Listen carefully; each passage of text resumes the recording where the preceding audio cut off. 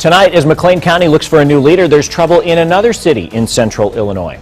Plus, the Powerball frenzy is alive and well as millions of Americans anxiously await the drawing of 6 numbers later tonight. But first, Pekin City Manager is on paid administrative leave. The decision reached during executive session Monday night. City leaders released the information today, saying Darren Girdler won't be working over transparency issues. Despite the announcement, council members cannot discuss the decision because it's a personnel issue. No word on how long he'll be off the job. From our Twin Cities newsroom, former McLean County Board Chairman Matt Sorensen pleading not guilty to 5 counts of wire fraud today in federal court. Sorensen handed in his letter of resignation yesterday. If convicted, he faces up to 20 years for each charge, according to our news partner, WJBC. He could also be forced to pay $400,000 in restitution. Sorensen's accused of working with another man to write reports to get money from State Farm for work that was never done. So far, officials with McLean County have kept quiet, but today we heard from the board's vice chairman, John McIntyre. He says the board is simply looking to move forward. The people on the board that I work with are very well qualified. They have, they're dedicated, and although we are sorry and disappointed that Mr. Sorensen won't be with us, we will continue to do business as usual.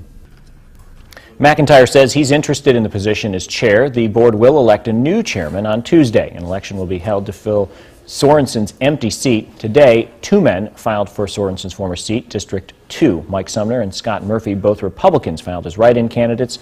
Tomorrow is the last day candidates can do that before that March election. President Obama in Nebraska today talking about the issues he highlighted in last night's State of the Union address. One issue still standing out for people on both sides of the aisle, unifying the country and who's to blame for the divide. It's one of the few regrets of my presidency that the rancor and suspicion between the parties has gotten worse instead of better. South Carolina Governor Nikki Haley, who delivered the Republican response, says there's a responsibility to handle the issues, and that's to work toward a solution, not toward division. Hillary Clinton tweeted her praise for Mr. Obama's speech and the administration's work. Texas Senator Ted Cruz, who skipped the speech in order to campaign, said he can't wait to give his own State of the Union address. Congressman Darren LaHood attended his first State of the Union as a representative of the 18th District in Illinois. LaHood says he was looking for more specifics on improving the economy, efforts to increase national security, and the destruction of ISIS. But there is one issue on which the newly elected congressman said he would work with the president. A couple things the president mentioned that I'm willing to work with him on would be trade. Trade is important to my district, whether that's soybeans and corn in our agriculture sector, or whether that's ADM products or John Deere tractors or Caterpillar road equipment. Trade is important. The president talked about that. I'm willing to work with him, with other members of Congress, to pass trade legislation that helps our economy. Senator Dick Durbin is praising the president for several items he focused on in last night's address. It was music to my ears to hear him talk about medical research and the difference it could make in the United States and in the world. And he also inspired us to work together. He knows what people think about Washington, and he knows as well that many of us sitting in those chairs want to work together to try to find solutions. For more on our coverage of the president's final State of the Union address, you can visit ciproud.com. Illinois State University calling its first State of the Union National Watch Party a huge success. 850 students came to the Bone Student Center last night to listen to the president speak, along with analysis and discussion. The Watch Party was being broadcast to hundreds of campuses across the country, and students on those campuses were also taking part. A consumer alert tonight, shoppers in central Illinois saying goodbye to another Kmart. The company announced it'll be closing its Canton location in mid-April. It's part of a series of cost-saving actions. The store has 38 employees, all of which are eligible to receive severance. They can also apply for positions at other area Sears or Kmart stores. The liquidation sales at the store will begin January 24th.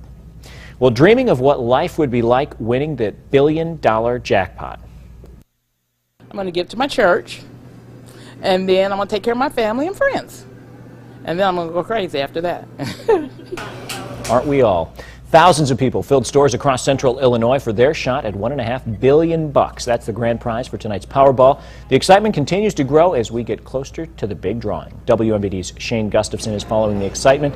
He is live now with more. Shane?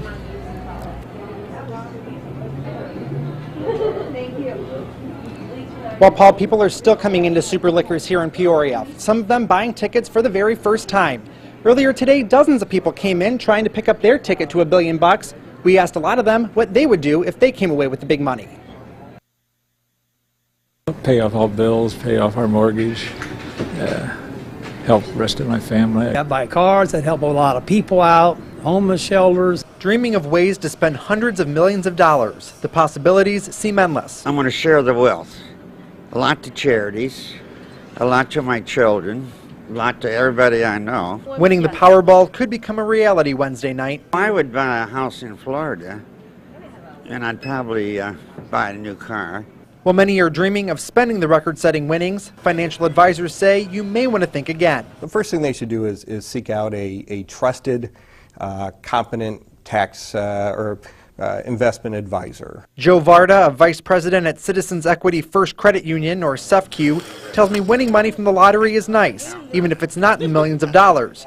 But investing it, he says, is the way to make the most of your money. Do they want to go to real safe investments, such as certificates of deposits that don't have a large return, money-wise, especially at this point in time, but it is safe. Riskier options include investing in the stock market, but Varda says the best option, saving. Hopefully those funds compound, so you're earning interest on your interest. Investing in other areas is important because most banks aren't insured for sums into the millions. There is a limit to how that structuring can be done, and so that's when you kind of get into investments. People playing the Powerball tell me they know the risks that exist with winning, but they're still playing.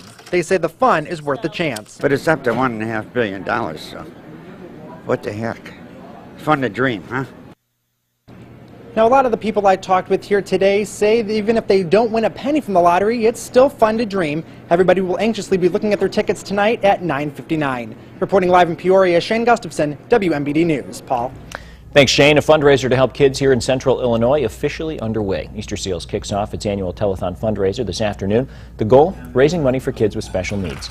Easter Seals hopes to raise $1 million before the event on March 5th.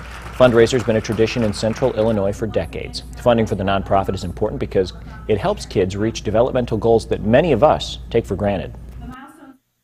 When you think about the milestones that each of us now as adults worked on achieving as kids, that's what this is all about. Several groups have already started fundraising. Students at Limestone High School are helping for their 40th year. The annual telethon again, March 5th. A water crisis in Michigan. The governor there is being blamed. We'll tell you what's being done later at 5. And it was a frigid start to the day. Low temperatures down to near zero last night, but we would warm up to 31 degrees.